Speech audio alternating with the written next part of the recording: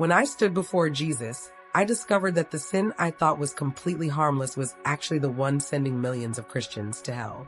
What he showed me about our Christian fellowship will leave you speechless. My name is Martha Elizabeth Stevens. I'm 52 years old, and on July 4th, 2025, I died for 8 minutes during our annual church potluck. For 34 years, everyone, including me, would have said I was a model Christian. I was a Sunday school teacher, the volunteer coordinator, a woman who never, ever missed a service. You know the type. I grew up in a Baptist preacher's home in a small town in Alabama, where church wasn't just something we did on Sundays. It was our entire life, our whole identity. My mother, Ruth, was the perfect pastor's wife. She led the women's ministry, organized every church dinner, and, well, she seemed to know everyone's business. Looking back, I see now that knowing everyone's business was both her gift and her curse, and it became mine, too. I accepted Jesus when I was 9, and I truly meant it. I felt that joy, that warmth of God's love. My life was dedicated to the church. I married a wonderful Christian man, Robert, and we became pillars of Grace Community Church. I taught Sunday school, organized the Christmas pageant, served on the church council. Our family was the one Pastor Williams would point to as an example of committed members. But if I'm being completely honest, and this story demands complete honesty, there was a sin in my life that I never saw as sin. In fact, I thought it was part of my ministry. You see, I was the unofficial information hub of our church. People came to me when they wanted to know what was really going on. I knew whose marriage was in trouble, whose teenager was acting out, whose faith was getting a little shaky. And I told myself, that I needed this information to pray more effectively, to know how to minister to people. I'd say things to my Bible study group, like, please pray for the Johnson family. I heard Tom's been drinking again, and Susan just looked exhausted on Sunday. I convinced myself I was just being a caring Christian. But what I was really doing was gossiping. I was taking private pain that wasn't mine and spreading it around, all under the holy disguise of Christian concern. It wasn't malicious. I didn't want to hurt anyone, but I was careless with their struggles.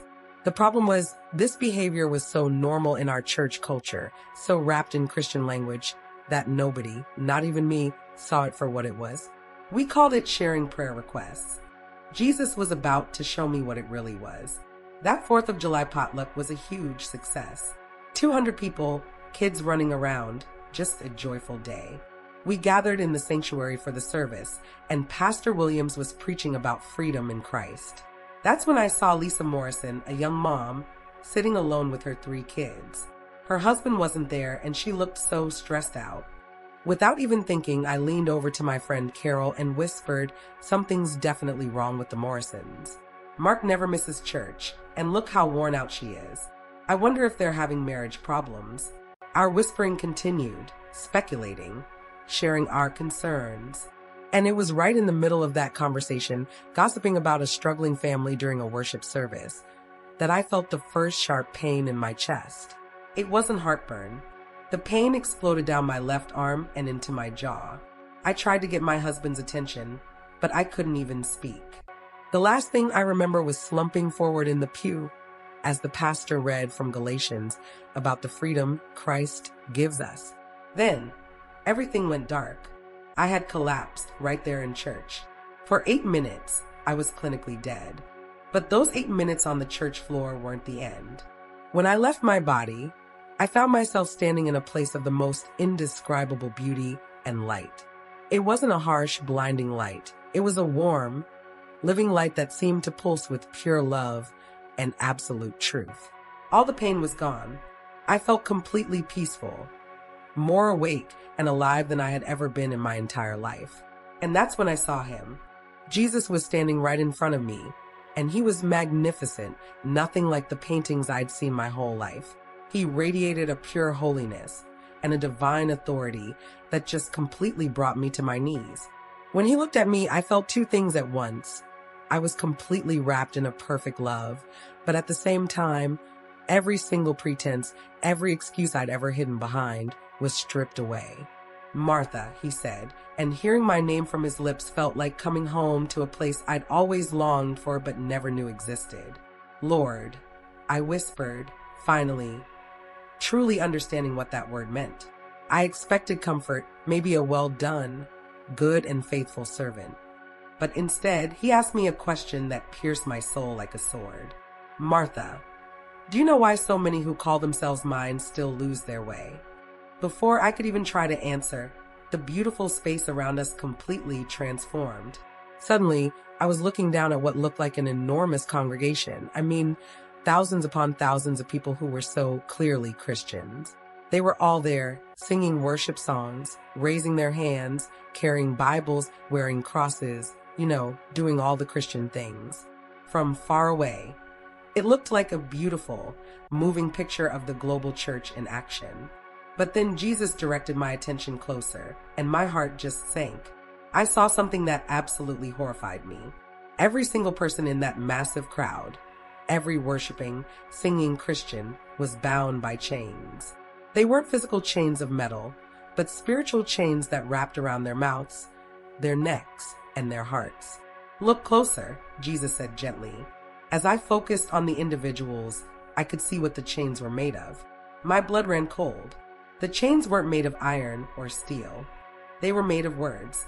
I leaned in, horrified, and I could read the words forming the links of each chain.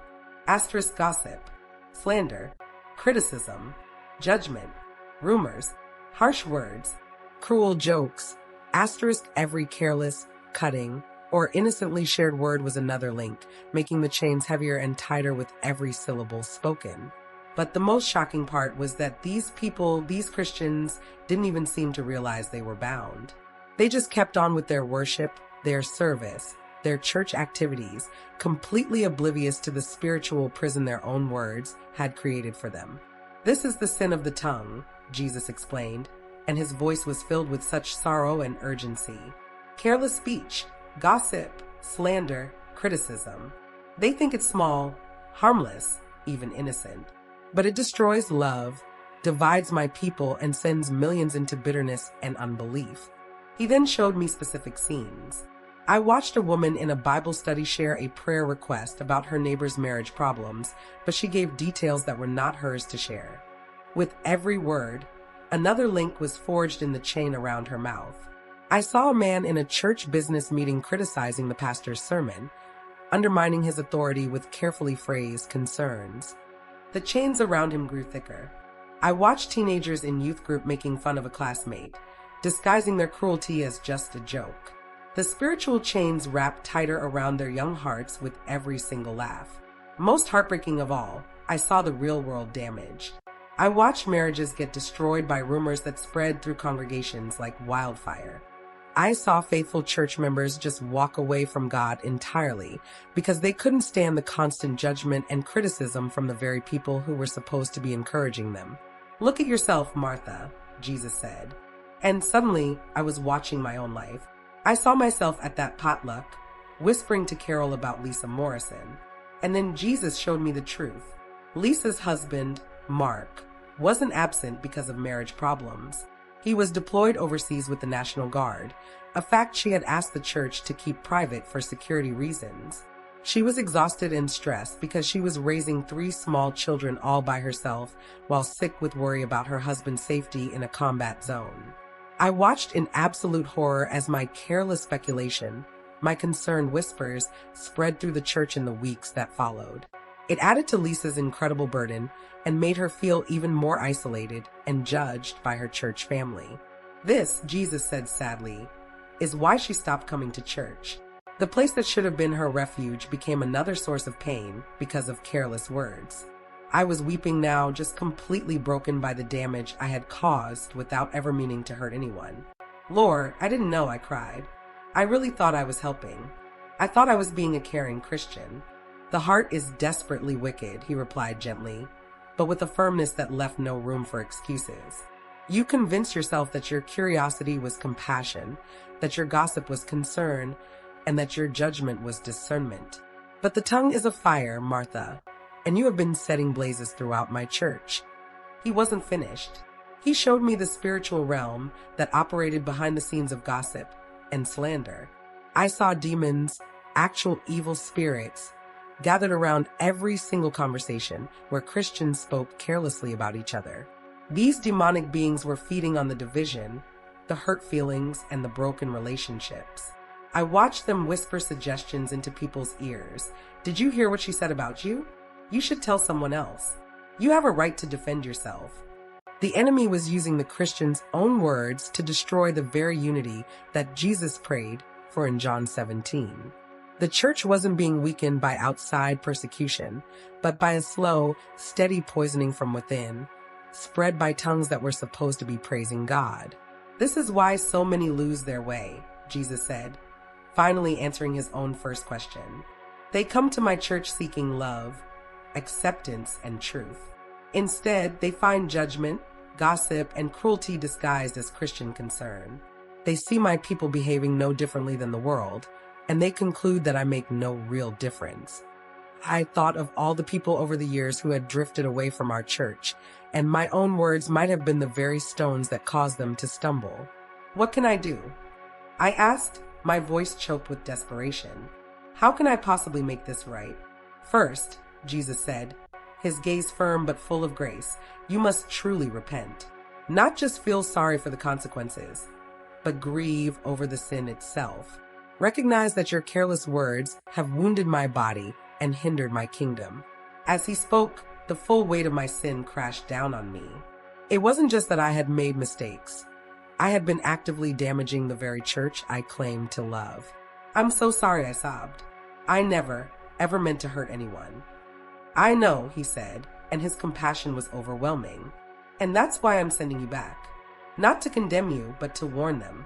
This sin is so subtle, so normalized, that few recognize it for what it is. He touched my forehead, and a wave of pure forgiveness washed through me, cleansing the guilt and shame, replacing it with a holy determination. Tell my people, he commanded, that I am calling them to guard their tongues.